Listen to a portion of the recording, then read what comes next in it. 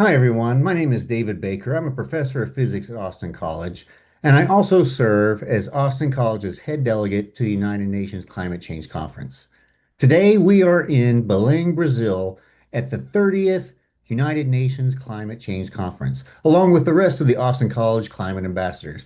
Today, what we're going to do is share with you some of our experiences at COP30. Now, what is COP30? In 1992, in Rio de Janeiro, Brazil, the United Nations established the Framework Convention on Climate Change. 3 years later, the very first Conference of the Parties, or the first United Nations Climate Change Conference, occurred. Since that time, 30 such Conference of the Parties have been established, this time in Brazil. Now, who can participate in the United Nations Climate Change Conference? Well, there are 198 parties, hence the Conference of the Parties. These 198 parties are countries that come together to negotiate climate policy. Other organizations, such as NGOs or intergovernmental organizations, can also participate in the UN Climate Change Conference, but the observers cannot speak during the climate negotiations. Observers, such as Austin College, do serve a purpose, and that is to provide transparency in the process. The press and the media also serve to provide transparency, and other participants will go to the green zone. And the green zone you're going to hear a little bit about from Abby.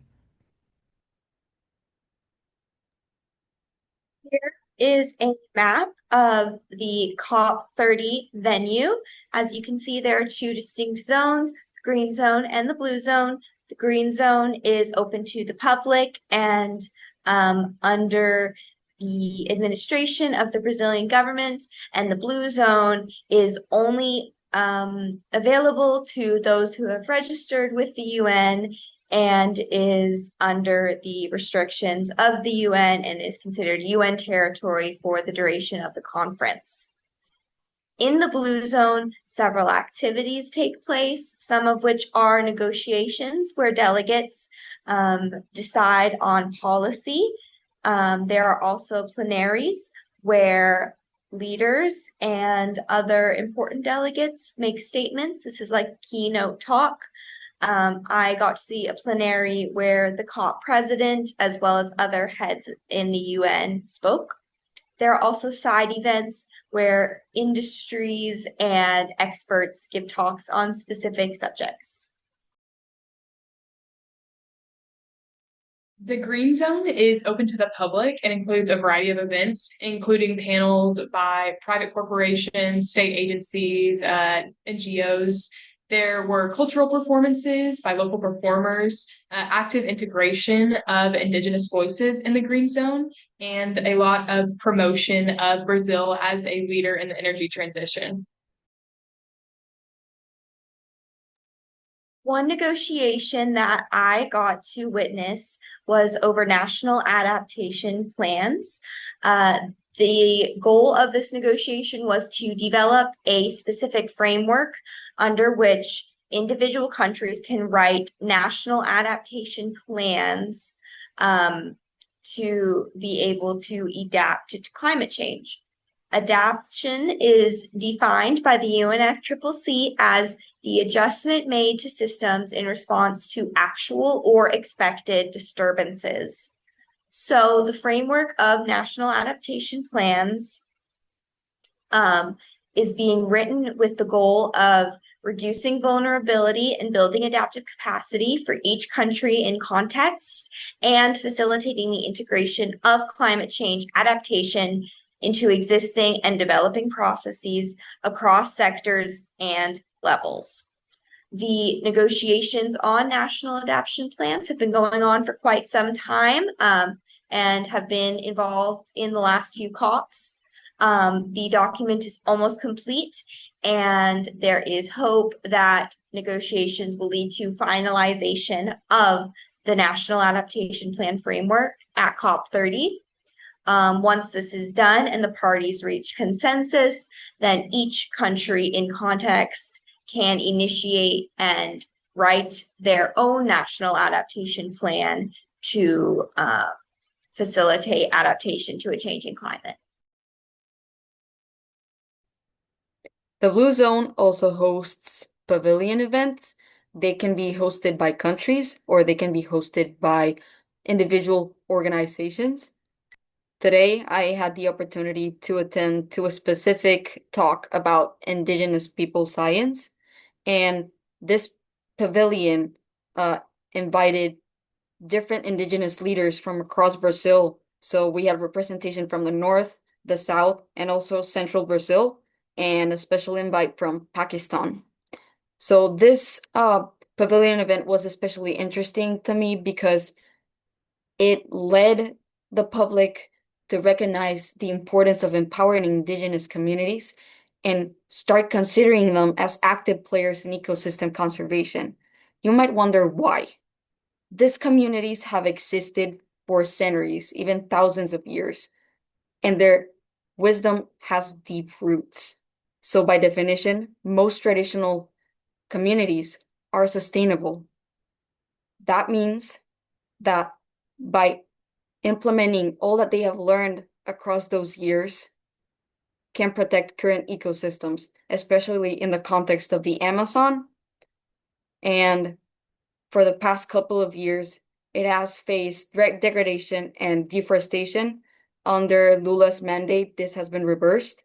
However, there is still a pressing need to preserve these ecosystems, and the perfect stewards to do so are, like I said before, Indigenous communities.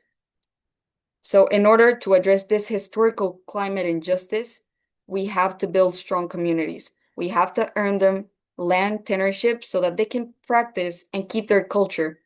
And that way, we can also ensure the future of our carbon sinks. And this person I told you about, she's from Pakistan, and she also has Indigenous ties. Her name is Aisha Siddiqua, and she was named the Woman of the Year for 2023 by the Time magazine. And I walked up to her and we had a really interesting conversation about traditional ecological knowledge. We have the same favorite book, and something that she said really struck out to me. She said that nothing indigenous can survive by itself. And I finally understood that nothing in nature exists in isolation because us as a human system depend on nature, and nature depends on us for its future health.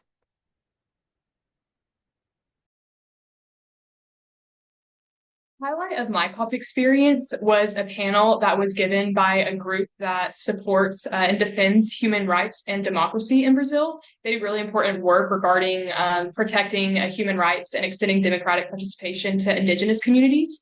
But the real reason why I chose this experience to highlight for you guys today is that despite all of this programming being in Portuguese, one of the law professors who is a public defender actually sat side by side with us and translated over an hour of programming.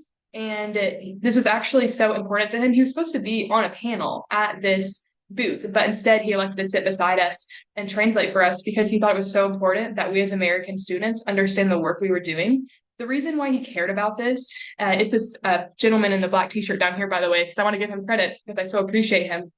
But he's collaborating with American universities now and American students now. And he really does just have a deep conviction that American students are going to be an important part of climate action and the climate conversation. And this was an important and impactful experience for me because it really left me feeling very hopeful and inspired and empowered, and helped solidify for me that despite the administration and current rhetoric surrounding climate action in the United States, we are still part of the climate conversation.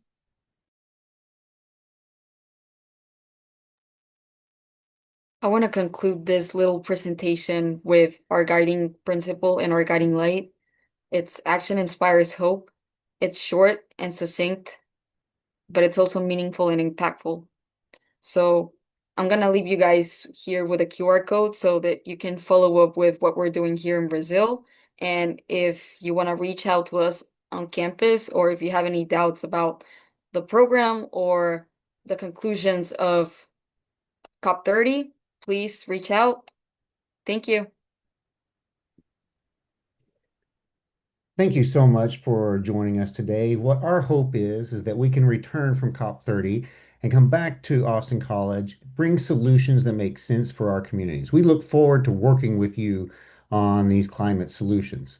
We've listed here some possible things for you to explore in your class. Your professor may also have some additional things that they want to discuss, and hopefully you have some ideas and things that you would like to discuss. We look forward to talking to you. Thank you so much for being here.